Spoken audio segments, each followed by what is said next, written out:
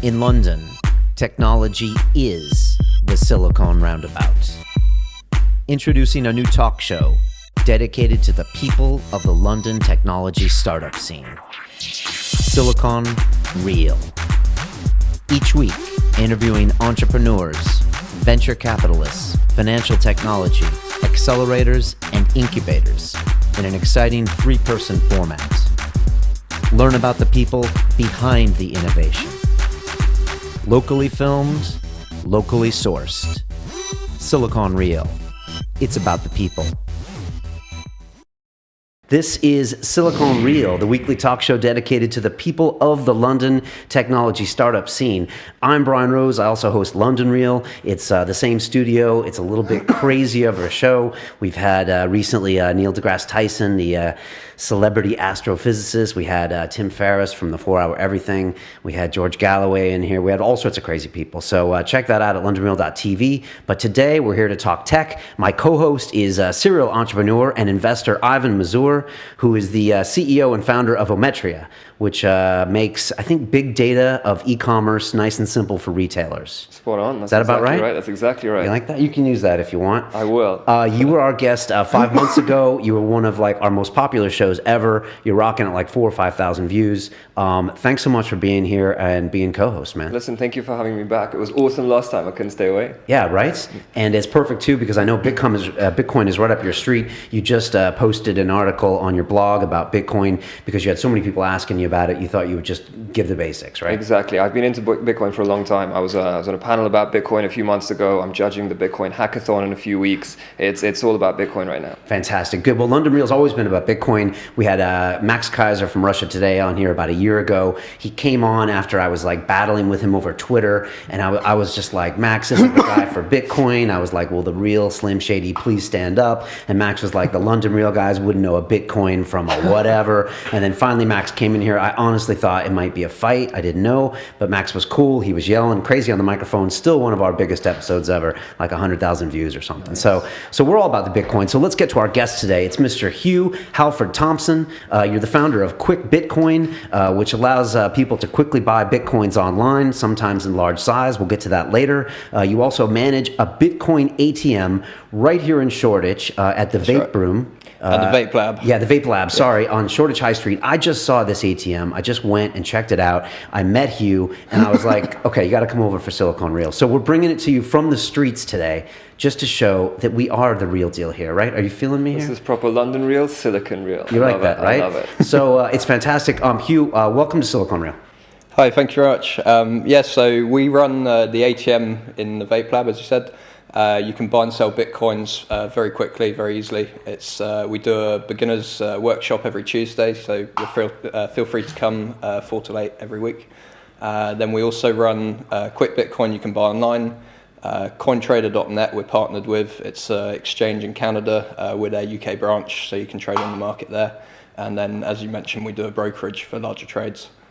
So call us. You guys Awesome. run the only ATM in the UK right now? I wish I could claim that title, but no, there was a couple who beat us to it. There was Lamassu at the old Shoreditch station, and another RoboCoin more in central London in Russell Square. I've never seen one before, but I was pretty impressed. It's quite a big machine. What really put me off right away is it had a little video camera on there. And I was like, wait a second, I can't sneak up with my roll of 20s and get my Bitcoins and go. But it's got actually a place for a camera. It's got an ID piece. It's got a palm It's reader. got space for a palm reader, an ID scanner, everything like that. At the moment, that's not all switched on, so it does take a photo of you when you order. Oh, it does. And then if you want to do larger orders, we need your ID, so we may switch that on, or if we ever have issues from, as you said, shady people with rolls of 20s, and we need to turn on the ID checks. How much can you do? How many 20s can you put in one? So you can do £500, okay. So what's that, 25 20s? Yeah. And you can do £500 a trade. If you want to do more, I'm there most days. If not, one of my colleagues will be there. Or just call us up, email us in. You can do £500 a trade. If you want to do more, I'm there most days. If not, one of my colleagues will be there. And we can do trades sometimes into 6 figures. As it gets larger, we have to match. He's like, I got you covered, man. That's a lot of 20s. I might need to bring 50s for that. Yeah. If we're doing 6 figures, I haven't done it cash. If you rock up with a suitcase case, I'm not quite sure what I'd do, to be honest. I might You tempted to try? Well, yeah, we have a term in the city, like the trading term, and it used to be like the bigger the trader are, the bigger trades you do. And there used to be a thing where you'd say to the guy, your size is my size. So that's what Hugh just basically said. Just you can take it, right? Yeah. The one thing that was interesting about that ATM is you can sell Bitcoins there as well. Yeah. Which So, I know all ATMs aren't set up for So buying yeah, and selling, the first ATMs I think to hit London, the first one was Lamassu ATM, where you can only buy. So that's really good for introducing people, but you can't sell back. So the Robocoin ATM that we have, the advantage there, as you said, you can sell Bitcoins, just wait for one confirmation, grab a coffee. As soon as that's come through, you can get your cash out. You come in, do you type in your alphanumeric for the Bitcoin, or can you log into a wallet? You scan your wallet. So if you're buying, you scan your wallet and insert the cash. Or if you don't have a wallet, you can generate a paper wallet, which you can then scan in later at home onto either your phone or your computer. Okay. Insert the cash, and it will send the Bitcoins across. If you're selling, the process is sort of the reverse. It will show you a Bitcoin address to send the Bitcoins to, print out a receipt for you with a QR code on it. So send the Bitcoins over. As soon as that's gone through with one confirmation, come back to the machine, scan the QR code, you get the cash. Nice. Sounds pretty simple. You know, for people that have no idea what's going on with Bitcoin, Ivan, can you bring us up to up to the current state of affairs? Like when you get your grandma that says, "What is a Bitcoin?" do you give her a different answer than if you get a startup person? What do you tell them? Definitely, straight up. I mean, it's really difficult to try and explain the kind of reality of Bitcoin, which is just one giant document where every single transaction has been recorded. This is the blockchain, This right? is the blockchain, exactly. Okay. It's hard to explain that to anyone. Yeah, nobody listens to that. So you just talk about Bitcoins, and you talk about the fact there's 21 million of them at some point by the time they've all been mined, and you talk about the fact that they get mined by computers, but then you don't really explain the whole specific nature of what it is. Because that hurt Bitcoin in the beginning. It was too much information, right? I actually tried to avoid the mining discussions. Okay. So for complete beginners, like how much do you know about this Federal Reserve or the UK Central Bank? How they do quantitative easing? That is what mining is. That's the Bitcoin equivalent. Right. So an 8-year-old doesn't need to know about the Fed to make change. They need to know how much is on their phone or how much they've got in their wallet.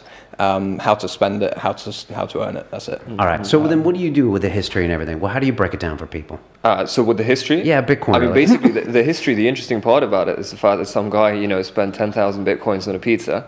A couple of years ago, yesterday. In fact, yesterday was pizza day, right? Yesterday was pizza day. Yeah, 2 years ago. Yeah, exactly. So 10,000. Think about it, 10,000 Bitcoins, and what is that? Like under 10 million, just under 10 million at the peak of the last bubble. Right. So that's a lot of money on pizza. Like that's 5.5 million now. Exactly. I mean, that's the history right now. That's the history. It shows how much that currency has appreciated since then.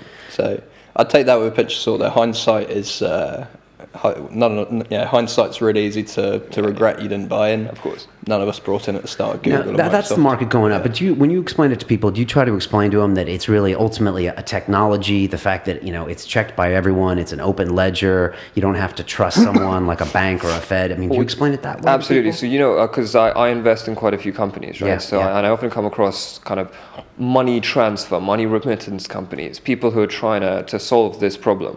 And you kind of think, all right, so you've got £1 million in funding and a team, and then you've got Bitcoin, which has got a worldwide following, hundreds of millions being put in by VCs and all the kind of ecosystem, the infrastructure.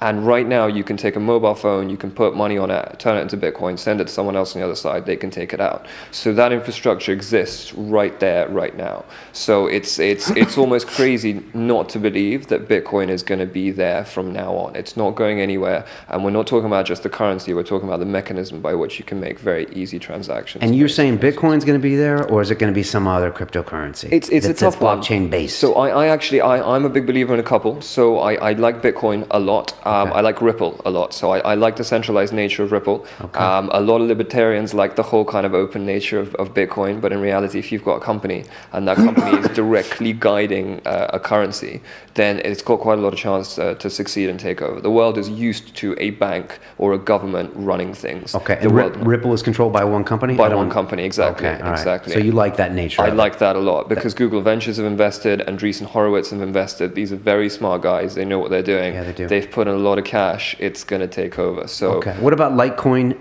Dogecoin? So I'm mining Litecoin right now. I've got my rig As we going speak? on as we speak Jesus in the living Christ, room. So my fiance is away for the weekend. Otherwise, she'd hate it because I've got this thing. It's in the corner of the living room. It makes a lot of noise, a lot of heat. It's like 29 degrees in the living room right now. It's, Really? yeah, it's So terrible. it's a proper piece of hardware. It's a proper piece of hardware. Yeah, Okay. I've had it running for about maybe 7-8 months.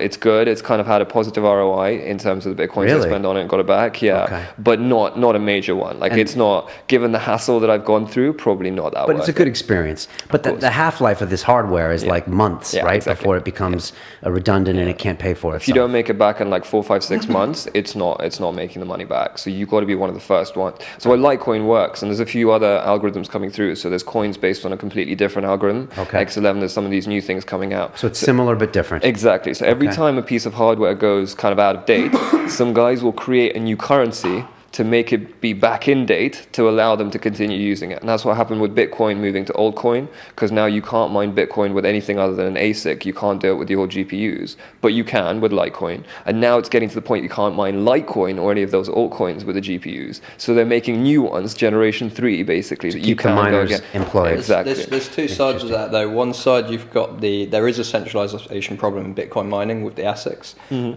but on the other side, when you create a new altcoin, the mining network's tiny. You've got nowhere near the security that you've got on some of the bigger Right, coins. and And a lot of the altcoins get well, not hacked, but 51% attacked. Right, and not to get too much into mining, but you need the miners there to quickly verify transactions, right? So the bigger the mining network, the more secure the network is. They verify transactions, and to try and keep it simple, I tell people they just get paid transaction fees for that. There is obviously the block rewards and the mining fees for that. Okay, you talked about Google Ventures. Kevin Rose, who does the Foundation series, who works for Google Venture, he recently had one of the brains behind Dogecoin on his show, and he was just asking him, why Dogecoin has made some progress, and he said that with Dogecoin, it was always about the community, it was always about building something, whereas Bitcoin, people try to sell it as a speculative investment, and he thinks that's where Bitcoin made a mistake. You're telling people buy Bitcoin now because it's going to be worth a lot more pizzas in the future, but he said it's better to think of it just, as you said, a technology that's going to be around because it streamlines payments and centralizes that kind of thing. Well, I guess nobody meant for that to happen with Bitcoin. Right. I don't know if you feel the same, right? It just kind of happened. It did I happen. think now, it right? needs a better marketing campaign, and obviously there's no the equivalent marketing campaign for a normal currency would be paid for by taxes. So who pays for it? Dogecoin has done a great marketing campaign. From my point of view, I feel like one of the currencies is going to really take over. At the moment, that's Bitcoin. Yeah. Whether it's Dogecoin in future, I don't know. But it needs a better marketing campaign to go mainstream. At the moment, it's not ready for everybody on the streets. What Doge? I'd say cryptocurrencies in general. So it's getting there, and if you've it's getting to the point where you can insure your Bitcoin deposits, where you can keep them with more reputable companies, where it's getting easier to deal with them. But there's still, if you want to go beyond a certain investment, there's still a lot of people getting hacked, losing their passwords, and very much people are on their own sometimes with Bitcoin. Right. So that brings me to Mt. Gox. What happened there a few months ago? One of the biggest exchanges that have been there for a few years. I mean, I stayed away from them. I went to Bitstamp when I bought my Bitcoins because it just felt weird. But it was in Japan. There was a lot of controversy. And then what happened? Well, so you know what? I actually saw at the top of the last bubble, I felt like this couldn't go any higher, so I cashed out my entire stash. Which is when? On Mt. Gox. So it was about May. It was about April. So it was just under that. It was I was measuring in pounds. It was about £550 per Bitcoin at the time. About a year ago. Yeah, just before they blocked withdrawals. Exactly. So then I got really scared again because it carried on going up. So it got to about £800, right, at the top peak. So it went from about 500 to 550. I was like, it's still going up. And luckily, I took all the kind of fake cash, the Mt. Gox cash, put it back into Bitcoin, and managed to withdraw it on time, because otherwise I would have been like right there. I would have been burnt with it. That would have been the end of everything. Fake cash, so you had dollar balances in Mt. Gox? I had dollar balances in Mt. Gox for a couple of days, and luckily I realized that I wanted to get back in. I did. overall, to me, it was about a 20% waste of my Bitcoin. So actually, 20% of my total stash, I lost through that transaction. Right. But at least I got the Bitcoins back. And in hindsight, looking back, thank God for that. Right? Yeah, exactly. So I mean, I only got into Bitcoin just over a year ago. So April, Mt. Gox sort of started to look a bit fishy. You know, the market was $100 more expensive on Mt. Gox. Why is that? Because you couldn't arbitrage it, because you couldn't get your money out of Mt. Gox. That just didn't make sense. Yeah, felt kind of weird. So I told everybody to keep clear of it. I'm glad I did. What would you do now? Let's say you had a lot of Bitcoins you wanted to cash out. What would you do to be absolutely sure that something like that doesn't happen? Brokerage. Really? No, but like so you can do deals more in person. Obviously, if you're doing larger amounts, you do need to find a good broker. We offer that service. Yep. There's a few services companies offering escrow services, but you just need to make sure you're dealing with somebody. If you're doing large amounts and there's trust issues, make sure you can meet them, make sure you know who they are, make sure they've got time for you to actually deal with the trades. Mt. Gox was very hard to contact, very hard to get anything from them. Some people flew to Japan and waited outside the building to get their balances. They're outside the office and they couldn't get anything. But they ultimately had a tech issue, right? I mean, their tech wasn't good enough, and it got hacked, but everyone knew that it wasn't that great. I mean, it wasn't. Yes. It was a Bitcoin issue, but it was also specific to Mt. Gox. Right? In reality, they had way too much interest for a company that wasn't ready to handle it, right? Like it's difficult. They were built for trading magic cards. Exactly. Right, which is how it started. Now, what about cold storage? That's where you can actually store your Bitcoins numbered and in a safe and offline, right? So there's a company in London called Elliptic Vault who does insured cold storage backed by Lloyd's of London. So if you want to put a large amount of money in Bitcoin, I always say put it on paper. If you're technical enough to do it yourself, that's always great. If you're not, go with an insured cold storage. Super smart guys, like three guys, ex-banking, computer scientists, mathematicians. These guys are going to take over. Yeah, definitely. And they're guaranteeing your deposits. Exactly. They were the first insured backed, basically, cold storage company here in the UK. Okay. Yeah. When are the banks going to get involved, in your opinion? Yeah. Or have they started? I mean, Lloyd's isn't really a bank. That's the Lloyd's insurance Exactly. arm, right? It's the underwriter, right? Yeah. So, I mean, in reality, they're not going to offer like a consumer-facing Bitcoin product for, 5 years, maybe a decade. Do you reckon? Yeah. A bank? Fidel Bank, so in the UK, it's different around the world, but I think it's Fidel Bank in Germany. Well, one of the German banks is looking at doing But a major financial institution, it just hurts themselves, right? They're just cannibalizing their own market, even if they take baby steps. There's so much fear. If they're first in on the market, then all the Bitcoin companies go to them. They get the business. Everybody else around. I worked in banking for 10 years. Trust me. The last thing they want to do. The thing is that they're making so much money by not having that payment system in place. Yeah. You dealt with a foreign exchange broker today for one of your trades, and he took out 1% or something, or a lot for a foreign exchange trade. I mean, 0.6%. He can make that transaction for probably 0.0006%. So I'm just saying that they have a reason, not to adopt this technology, right? Is that the way you see it? So the way I see the first step that banks are going to take towards this is when they're doing the big deals, because some of their financial clients, some of the really big players are like, we want a piece of Bitcoin. We want to allocate some of our portfolio to that, and we don't want to go externally, right? Exactly. Yeah. So that's coming undoubtedly. But on the consumer-facing one, I'm still a little bit doubtful that they're going to take that jump, because it's a big reputational risk. You screw it up. They've seen what's happened with Mt. Gox, with everything else that's gone wrong. Right. And for a bank, like Barclays,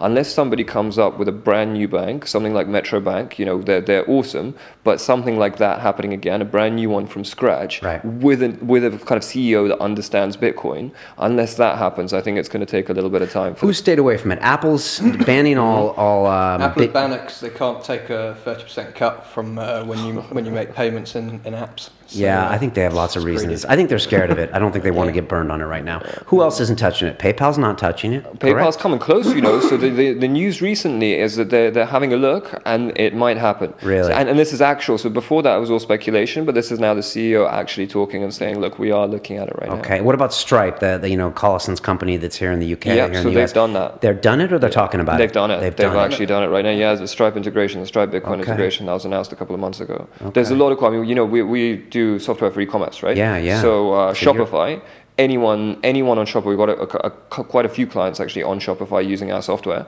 They can take payment with Bitcoin right now. It's all inbuilt within the platform. They don't even need to worry about it. They could just plug in 1 week before they launched that. I wrote a plugin and started this is Shopify. selling it as a consultant to get people accepting Bitcoin. Yeah, a week later, BitPay integrated with Shopify. So yeah, that was that idea gone. But so it's brilliant for Bitcoin. Do you know Coinbase? Coinbase is the huge U.S.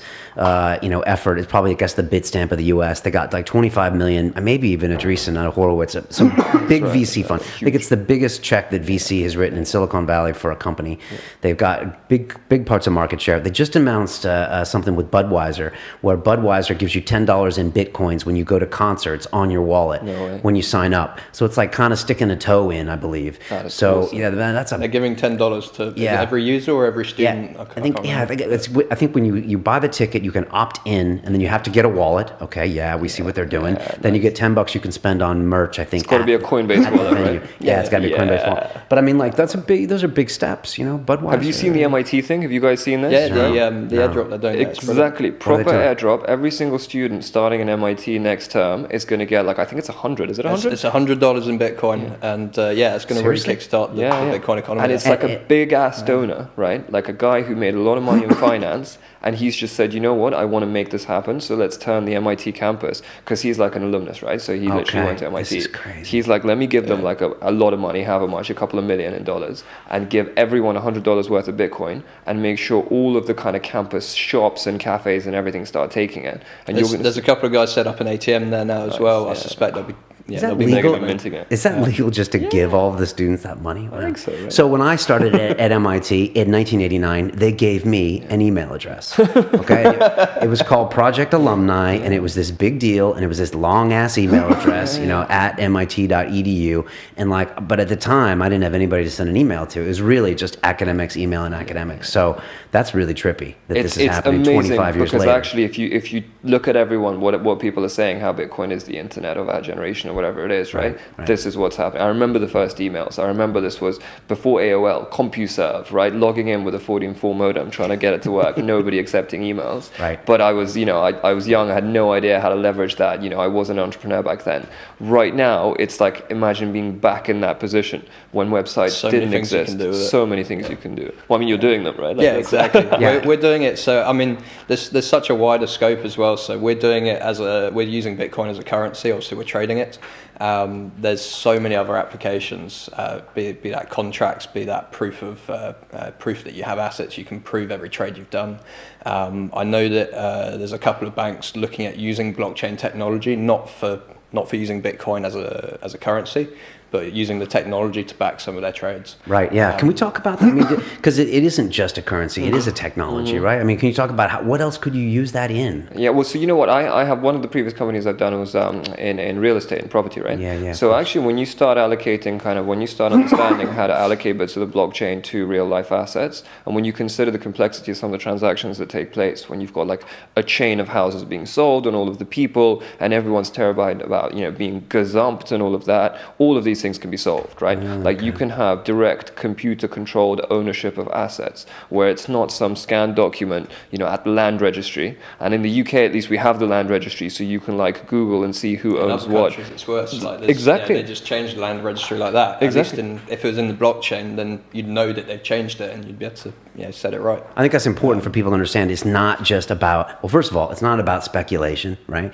It's not just about making payments. It's like a whole nother way of having that public ledger and that whole blockchain where everyone checks everybody else, right? So it's the first time ever that you can have a whole group of people, millions of people who can distrust each other, hate each other as much as what they want. That you can all be in it for yourself. What's stopping you trying to print $1 billion for yourself? But using the blockchain technology, we can all agree on something. And that, for the currency, that's effectively account balances in each wallet and transactions that have happened. For the land registry, it's who owns what. For contracts, you can prove that contracts happened without having to co-sign it with a lawyer. For all sorts of regulated activities, you could just make everything public, so you don't even need a regulator to overlook it. There's so many things you can do. So many possibilities. So there's a Bitcoin expert. We talked about him today. His name is Andreas Antonopoulos. We were supposed to have him on the show, and he's been through London a couple times. He's one of the best spokespersons I've seen on Bitcoins. But what he does is when he travels anywhere, he goes to Berlin, goes somewhere else, takes a taxi ride, he offers to pay the guy in Bitcoin. And he's like, look, you can download a wallet right now. What's the price of the fare? I'll give you a tip. I'll give you Bitcoin. And he's trying to pay his rent in Bitcoin. So it's like this MIT guy. Yeah. The more you get, or your ATM, the more you get people to use it, then I guess it just builds, right? Yeah. There's a Forbes article by an author, I can't remember her name, but it's a woman. She's done this every couple of years now, or every year, I think, about trying to live a week on Bitcoin. And it just came out a couple of weeks ago, and it was so, right, did you see that? It was so much better than the year before. She was like, this time it was easy. Is she in San Francisco? Yeah, I think so. Yeah. I mean, it's not in London, it's not in Europe, so obviously it's a little bit more advanced there. But she was saying, before I couldn't pay for anything. Now actually I can find food, I can find shelter. I remember reading it last year. It was literally like every day she went to the same same shop, the same shop. Food. It wasn't it wasn't great. Exactly. Now the pictures are brilliant, all sorts of different stuff. What about in London right now? What can you actually buy in Bitcoins? What can you go and do? I'm really interested. You can buy e-cigarettes at the Vape Lab. There you go. Okay. You can buy, I think very soon you'll be able to buy burritos at Box Park, and we're going to try and plug in all the Box Park merchants into it. Yeah. So if enough people ask them, get out there and ask them, Now we're talking. then they'll start accepting it. I want to blitz Spitalfields Market, Brick Lane, just get anyone who shops in the East End of London will see Bitcoin accepted here. Right. If you're not from London, these are kind of like the cool and the tech centers of London where we're located. And Box Park is like this whole pop-up network with all sorts of new cool shops. Great way to get it adopted. You're the e-commerce king. Box Park use Ometria. They do. They just went on a free trial right now. With the shirt with the logo. But you deal with e-commerce. That's your business. Absolutely. That's what we do day in, day out. Are these companies slow to adopt? Do they want to adopt? Does it depend on the retailer? I got to be honest. The ones that we work with, they're advanced, but they're not quite ready for Bitcoin. Some of the really cool ones. So Box Park, very tech focused in terms of location, in terms of the audience, right? The people, the customers that come through. Yeah. So for them, it'll be hip. It'll be an awesome press release. There's lots coming from it. But the other guys, I mean, they're very cutting edge, but they probably won't see a benefit immediately from offering Bitcoin. We've got a couple on Shopify right now that can already take Bitcoin. They've never actually processed a Bitcoin payment. Right. So it's still kind of early days for the e-commerce side, right? I mean, obviously BitPay have done really well, so there must be some traction. People must be. I found there's a mixed thing as well. When you tell everybody that you accept Bitcoin on your Shopify store, immediately you get a whole load of extra hits. So even if at the start people aren't paying with it, which it takes, you need to build both sides. You need merchant adoption for customer adoption as well. But as soon as you start accepting Bitcoin, people will come and see move. you. And, it's perfect. So PR 2 move. years from now, what percentage of e-commerce transactions will be in Bitcoin? Nice. Still small. Still, I reckon even under 1%. Okay. I genuinely think under Fair enough. 1%. 5 years? 5 years it'll come up, but it'll still be like definitely under 10% for a decade, I'd say. Okay, that's still a lot. It'll come, definitely. It'll come. Definitely. But slowly. I mean, if you look at Overstock, right? Quite a lot of money gone through, but not that much. Like millions, single-digit millions since they released. And they're a giant store. Overstock. Overstock, American store. It was one of the first big names to start accepting Bitcoin. Okay. In the UK, though, electronics will be the first leaders, right? So Scan right now, you can pay in Bitcoin for everything. And as a nerd, I build computers, I buy all sorts of random crap. This is computer hardware companies. This is exactly, it's computer hardware. So they go to where the audience is. Exactly. Okay. So it's coming, definitely. And I reckon it will be led by the electronics guys because that's the kind of most obvious market. That's where the customers are. I think the other side of it is remittances and charities. Right. So you can, if you show your QR code on TV, if I showed a QR code now, all the audience could donate Bitcoins to whatever the cause is. Can we make that happen? We could make that happen. I feel like we should make that happen. So I've got a big enough QR code. So Andreas was on the Joe Rogan Experience, which is a podcast in the States. We were their guests about a year ago, and he basically they just live on the show they created a Bitcoin address for Joe, and he started getting donations, and he gave them to a charity in Africa, and they racked up a few $1,000s with right Amazing. away. And another thing that's good for is third world countries making payments when there's no payment option, right? or Western Union's clipping you for 5%. I've just signed up a charity in Tanzania. It's called Teach Time to Empower Africa's Children, and they accept Bitcoin donations directly to the ground in Tanzania. That's pretty intense. But I guess they have to also be able to. I should really came with their QR code. Yeah, you can do that. Well, you tweet us to it. Tweet us later. Yeah. But I mean, for something like that, I guess they have to be able to spend it locally as well, right? Or so they've got they're run partly in the UK, partly in Tanzania. So I don't know which side they're going to cash it out on. But certainly it's a great way of getting donations. All right, let's talk dark wallets, dark coin, okay? I don't know much about this dark coin. The dark wallet, I think, was created by this guy, Cody Wilson, who's busy making, you're a 3D printer guy, you know. Cody Wilson's this crazy kid in the US, and what he's doing is he's using 3D printers to make guns. And he thinks it's a freedom of information issue. And he thinks it should be out there. He actually just makes one piece of the gun. I think one of the pieces that's hard to buy, the ones with the serial number on it. And he thinks it's a freedom of information thing. Everyone should have that technology. And he's coming out with a dark wallet because I know Bitcoins with the blockchain, you can track them, right? Yeah. What's going on here, guys? What are your thoughts? You know there's a guy in Japan who just got arrested for printing these plastic 3D printed guns, right? Oh, really? There's a big story. Yeah, the guy, it's game over for the guy. Like, this is Really? literally today, basically. Okay. So Japan's no joke. They don't play. Exactly. Yeah. That's not somewhere where you want to go to jail. Like, hell no. Yeah. So that's, first of all, let's stay away from 3D I've never seen a Japanese guns, prison movie, though. Like, a recent one. Yeah. But you're saying you're going to be locked away for a long time? Yeah, I reckon it's going to be Cameras bad. aren't allowed in. I reckon, Probably don't play. Definitely no Bitcoin in there, right? All right, so okay, fair enough on that. What about the dark coin, the dark wallet? You know, I know when you make Bitcoin payments now to some sites, is there a fog thing you can do where it splits your payments up? You can tumble coins if you want. It's the Bitcoin equivalent of money laundering is putting it through a tumbler.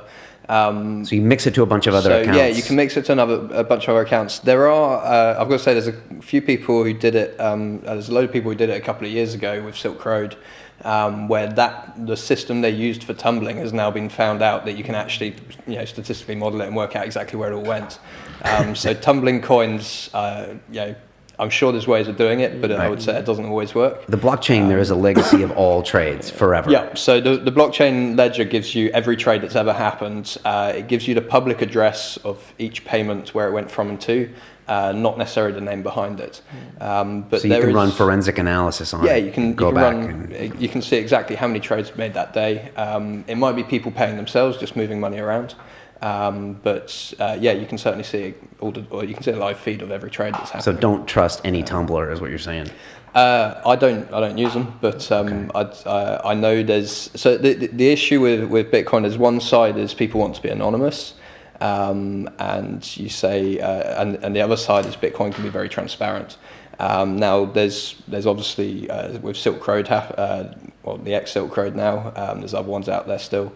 There's a lot of people trying to pay anonymously. On the other side, you've got companies showing that they can be very transparent. But if you think if a bar is accepting Bitcoin, you make a payment to them, and then you then know which address they have. You can see that they've taken 50 grand this evening. That's not data that should be public to the customer. Yeah, right. That's true. So everyone can see that. You need it to be anonymous. Yeah. In certain situations, it's great to opt into being completely traceable and transparent, but I think it needs to be anonymous in some ways. So let's talk Silk Road real quick here. If you don't know what the Silk Road was, it has had many iterations. I think its first one was around a couple of years ago, but it was primarily a place to buy drugs. I mean, that for a little while they had like some hitmen and some other stuff, but I think they actually police their community, and it was kind of like the Amazon for that. They would use the mail to post it to you. You would use Bitcoins to buy. It was shut down in different iterations. The CIA grabbed that guy in the States. A few times. They accused him of having hits taken out on other people. I personally don't believe that, but whatever. Believe what you want. What's the story with Silk Road? Has it hurt cryptocurrencies? I actually think it's enabled it to go more into the mainstream. So Silk Road has died down. It got stopped by the FBI. There's Silk Road 2, maybe 3 or 4 now, and there's a whole load of other ones out there. It's probably bigger than ever. But on the other side, it's not all over the press now. So you've got people. There were a lot of people calling up before saying, "I want to buy Bitcoins, but isn't it a bit dodgy? Is this legal?"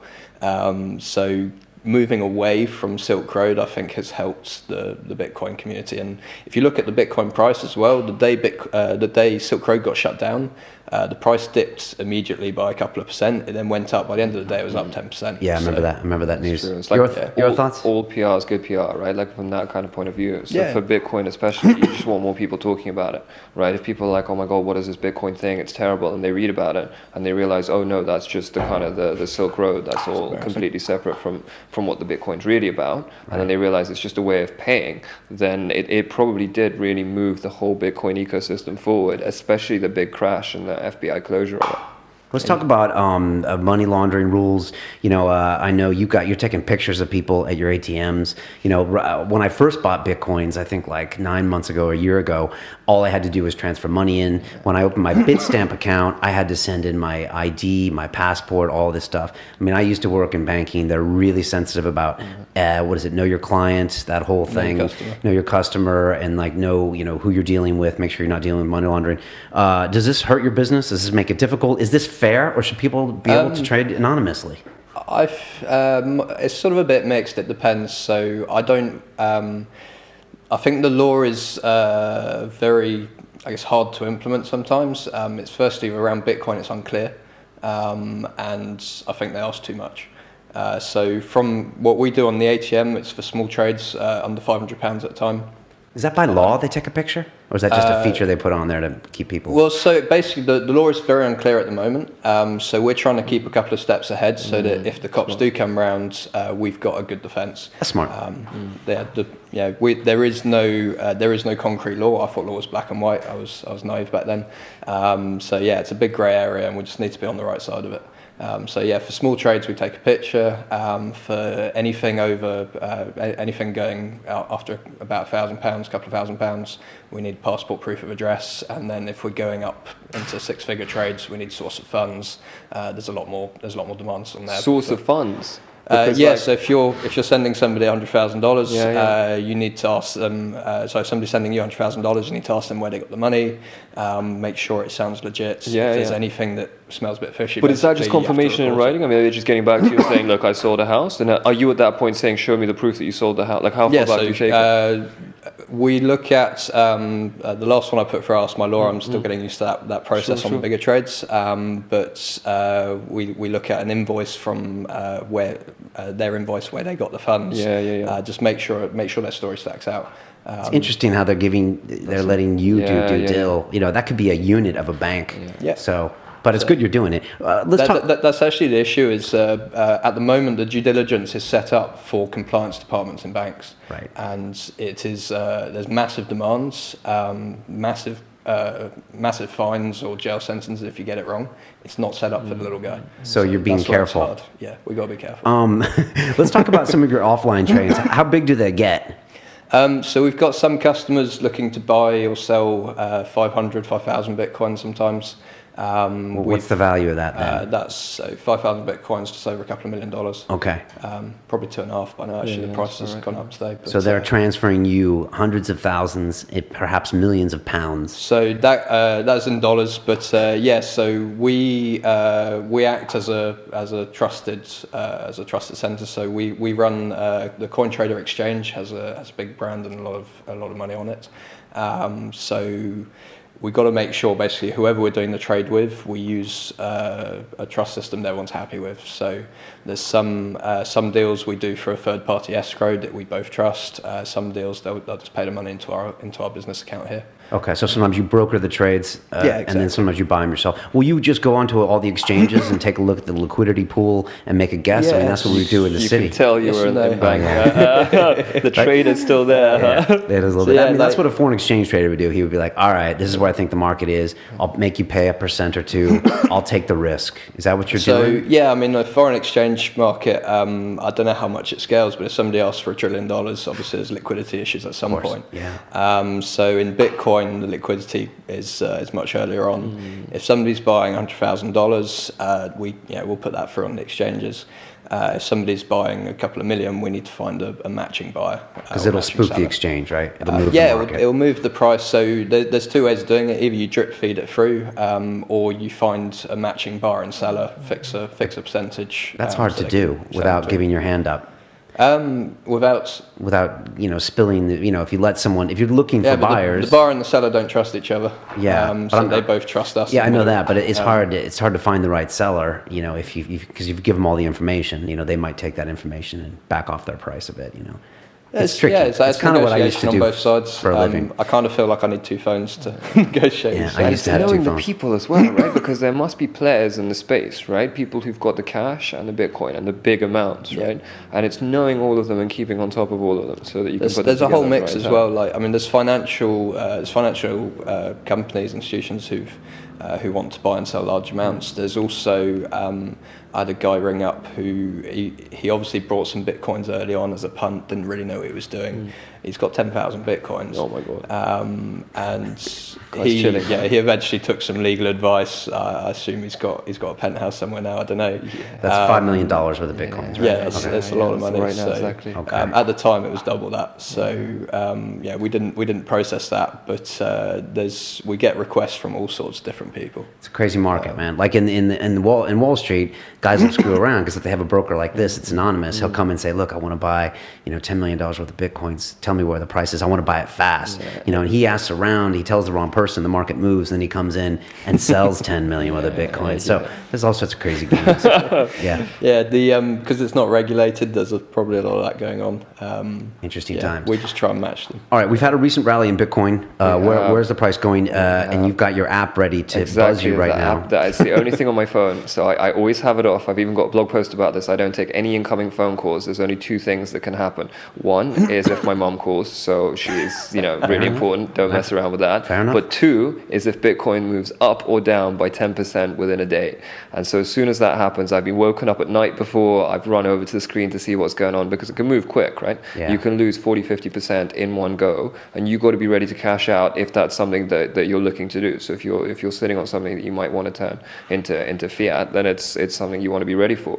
So the app's in my pocket. It's buzzed twice in the last couple of days. So we're 20% up compared to the beginning of the week. That last November you got no sleep. Yeah, exactly. It was insane. place. It was buzzing several times a day. Do you remember that? It was I had crazy. I had a full-time job at the time. I was running Bitcoin on the side back then, and I took a week off work. Yeah. Well, you couldn't think about anything else, right? Like in your it was mind, it was insane. just like it was. Not only that, I had such a long list of emails. I want to buy 5,000, 10,000. Yeah. I couldn't. We didn't have liquidity at the time. Like now, we've got liquidity to much larger orders. At the time, I was sold out in 10 minutes every day. The high of Bitcoin was what, about $1,100? Is that I think right? it was even more. Yeah, 11, 12, 12 50. briefly. yeah. That was a year ago. It When was that? November. It was I think. November, yeah. That's November, right, okay. that's It's right. During around- the Senate committee meeting on Bitcoin. Okay, it's at 550 right now. Yeah. About dollars. Yeah. I'm gonna ask both of you separately. Start with you. Where is it in a year? In a year, Yeah. 3,000 maybe. That's Dollars. a safe bet. Dollars. Yeah. Okay, you, Hugh. I'd always say within 2 to 3 years, over 10k, Over 10K. 1050, Nice. maybe more. You know what the real answer is? I'm going to give you. Go on. It doesn't matter. It doesn't matter. Because Bitcoin should be used for transacting. Exactly. Who cares? It's not about speculation. Yeah, let the Like speculators. a true Bitcoin You like that? connoisseur right Yeah, there. let the speculators definitely. screw around. I'm not let them actually provide judging liquidity. that on speculation though. So if enough people are using it to transact, Then it will go up, needs you're to have enough value to be stable as well. So we need the market to be, I'd say 10 times bigger than it is now to be stable. So Right. we need a market cap of. One nuance about Bitcoin that I was fixated on at first and then I stopped is that there is a finite number once they're all mined of 21 million or Yeah, something. exactly. And then I realized that since they're infinitely indivisible or fairly infinitely, that it doesn't matter how many there are. It really doesn't matter. It just matters what the market cap is. It matters a little bit, right? So Little there's bits, some new yeah. tech coming out. So consider a few things. So you've got Bitcoin. It's going to slowly keep kind of going up and going up. And so there's a few interesting things, such as then when the reward halves, right? So in a few years' time, 2016, miners are going to start making a lot more because suddenly you get half as much as you used to get. So the value of the actual coin, basically, the price of the coin is going to have to go up because the energy put in is the same as it was before. Okay. Then on the flip side, you've got Ethereum. Now Ethereum's coming out with a whole new model where they're going to keep releasing more coins. Like if you consider the kind of the cryptocurrency 2.0 space, Ripple is a cool player, and I have total faith in them. And Ethereum is the kind of new kid on the block that could be totally revolutionary revolutionary and completely crazy. But their plan is they're going to open up like an IPO so people can sort of buy in ahead of time. So they can say, yeah, I'll give you some cash. This is a new coin. This is a new coin, Okay. yeah, but it's next level. It's a new technology as Exactly. well, built on the blockchain. It's not a copy like a lot of them are. Okay. It's like 3 stages, going from a coin to like a blockchain and a protocol to also like a programming language specifically built for that protocol and that coin. There's just I try and I think the simplest way to explain it is Bitcoin is a trustless store of value and trustless transactions. Ethereum enables trustless computation. What that actually means, what you can do with it, can get very complicated. Totally messy. I don't think anybody really understands. I don't think the guys making it really understand, but it sounds pretty awesome. But the thing that gets me from a kind of currency point of view, like the whole kind of quantitative easing monetary policy point of view, is that these guys aren't restricting it to a certain amount. What they're saying is how much gets bought in at the beginning and the IPO, a certain proportion of that is going to then be released every year, right? So they're going to kind of run it as a completely different style of cryptocurrency to anything in the market today, because everything in the market today is fixed. And so it'll be interesting to see how that plays out. Not only that, there's a few other coins where the developers have promised to do that. Oh, have they? And they've some of them have done it, some of them haven't. Right. With Ethereum, it will be in a distributed contract that can't be broken. Okay. So it will happen. It will happen. I want to finish on Mr. Satoshi Nakamoto, the possibly fictional creator of the Bitcoin. Satoshi. To Satoshi, he given him a toast. You know, they thought they found him in California. Some Japanese guy. They stormed him. The news did. They exposed him. Everyone felt bad about this guy. Actually, they on that Rogan show where Andreas was there, they actually were donating money for his cause because he was like harassed and everything. Was that Satoshi? Is Satoshi still out there, or does it even matter, Ivan? I don't think it was Satoshi. I think it had to be multiple people. I'm a big believer of that. I don't think anybody's really going to ever find out, but I am hoping that sometime in the next couple of years, some guy's just going to walk out and it's going to be like, it's me. Like how cool would that be, right? And he will become, I don't know, Iron Man, right? He's going to be Tony Stark. He's going to be like, I've got 100,000. He will and he won't. Right, but does he own them by definition or not? Well, he'll have the largest wallet. I mean, it would be ridiculous if a guy developed this currency and did not have the largest because wallet. he would have been mining by definition. Yeah. He's got 10% of the. Is that right? So Is there a wallet exactly with 10%? Yeah, you can see. There You is can a see his blockchain wallet, that- or I don't know if it's one wallet or more, but yeah, you can see it. It's just sitting dormant. Just go back to the start of the blockchain, look at the Genesis block. And it's 10% of the market cap? I mean, I don't know if it's 10% or 1%, but it's a large chunk. Well, the Winklevoss twins have got 1%. So if they've got 1%, I think he's got 10, more. yeah. Exactly. But I think there's a lot of reasons he's anonymous. If you look at what Bitcoin can do, it can. There's central banks all around the world, some of which are good, some of which are bad, some of which are absolutely terrible. For the bad and the terrible ones, Bitcoin provides a way that they can't basically screw over their people. They can't print money and do what Zimbabwe did, do what Argentina seems to be doing. Right. Big in Argentina, right? People are talking about it. It's a threat to these massive powers. Right. Argentina lies about their inflation numbers, basically. But Max Kaiser says the UK lies about their inflation numbers. So that's where the UK one, I'd say, is a really good central bank, but that's only in comparison to worldwide central banks. I still think there's massive issues with that. Okay. Is Satoshi real or not? Satoshi, well, somebody built it, somebody made it. He's real. I reckon he's still around. I doubt he'll come out because of exactly those issues. I doubt he'll come out in public until perhaps his deathbed. That'd be brilliant. Honestly, though, it doesn't matter. Yeah, that's back to my answer. It doesn't matter. Who invented shoes? You stole my answer. I use shoes every day. Yeah, who invented shoes? I haven't heard that one. That's good. Before we end, you mentioned the Winklevoss. They came out the other day and said, of course they would say this, Of course they would, yeah. Bitcoin's going to be bigger than Facebook. Course, they really need to get over the Facebook thing. Yeah. You need to you need to move on. Yeah, you got to love it. Do you reckon that was an accident, like literally a Freudian slip, where they were like, why did I just say that, right? Yeah, well, right. I think those guys don't. It's Mark very, Zuckerberg is very sitting there American. going like, no chance. Like, Yeah. They're still hung up on it. So what's their take? They have they have 1% of the market. Yeah, they have 1%. They have are they in BitPay? They have a bit payment company, don't they? They've just invested into that. I'm pretty sure they came into the It's round. BitPay or Coin. It's one of the big one ones. that's right. One of the two They're big trying ones. to get a fund where you can invest in Bitcoins. I the don't know ETF. if it's ready yet. I'm not sure. It's gone through a few of the stages that people weren't sure it was going to get through. So actually, it's looking promising. By the end of the year, this ETF should be live. There's a couple of others going live as well. Yeah. Are you bullish on the Winklevoss?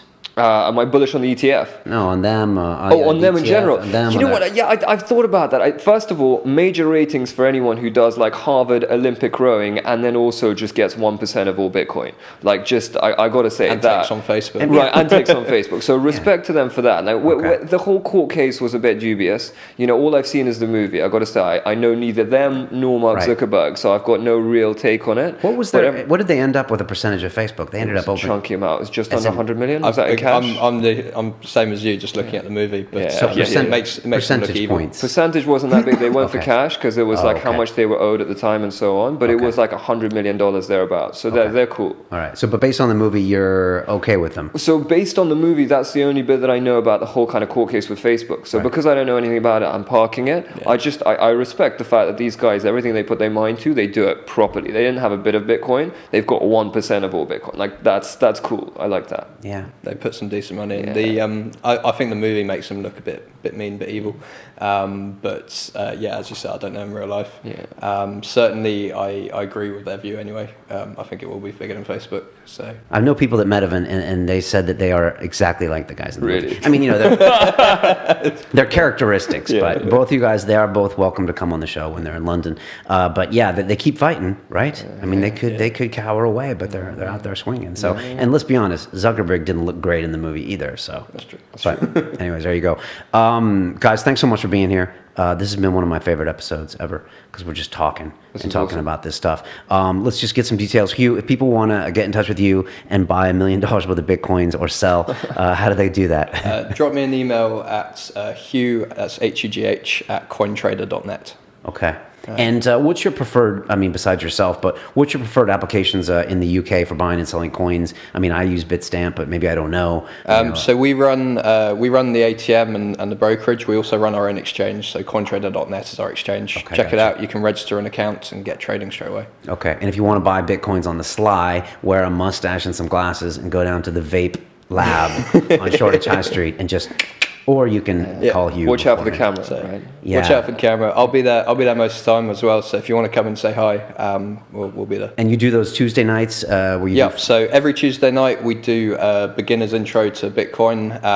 It's 4 till 8, 4 o'clock till 8 o'clock. And then we've got a whole mix from complete beginners to Bitcoin. And then throughout the evening, it turns into a networking event, really. Okay, fantastic. Ivan, how do people get a hold of you? What's going on? IvanMazour.com, at IvanMazour, any way they want. If you're selling stuff online right now, if you need a piece of software to make you more money, get you better customers, then Ometria.com right there. Big data, you're the man for that. Big data for retail. And your blog is chock full of information, including a rather long article on Bitcoin. It's a good article. If anybody's still got some time after watching this, definitely go and check it out. IvanMazour.com, search for Bitcoin on the blog. It's a good article. Right, you said that the number of requests had picked up recently for explanations, so you decided just to bust out. Absolutely. People just kept on emailing me. They were like, what is Bitcoin? Can you tell me more about it? Because they knew I was quite vocal. And so I just wrote a giant blog post. Just thought it was the easiest way of doing it. Awesome. Check that out. I tweeted it out earlier. Read that post, just to... Hopefully by the time this is out there, you'll be able to get burritos in Box Park for Bitcoin. Excellent. That'd be cool. And people can just download a wallet. You can carry it on your phone,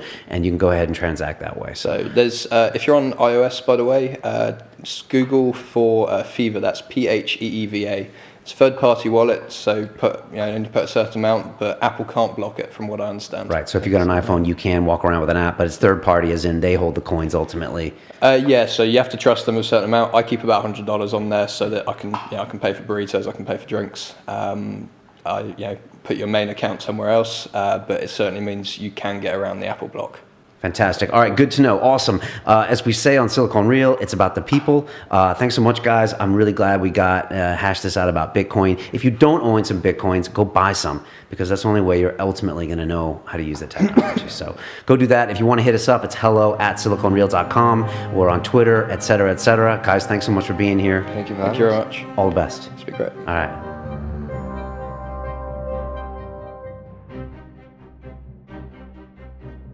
I mean, I love it. Like, obviously, I have a shit day and I go downstairs and I put my light on my bike and I cycle home and I'm grinning by the time I get home. And it's a funny thing because a lot of the comments were how they've noticed people seeing them obviously more and like thumbs up from other cyclists and taxi drivers and bus drivers. And a few interesting insights that I hadn't thought of when I was designing it was they they realised, a lot of people commented on how when drivers overtake them, they take longer to cut back in than they would otherwise. They'd wait till they've gone past the projection and then cut back in a few yards ahead rather than just nipping straight in.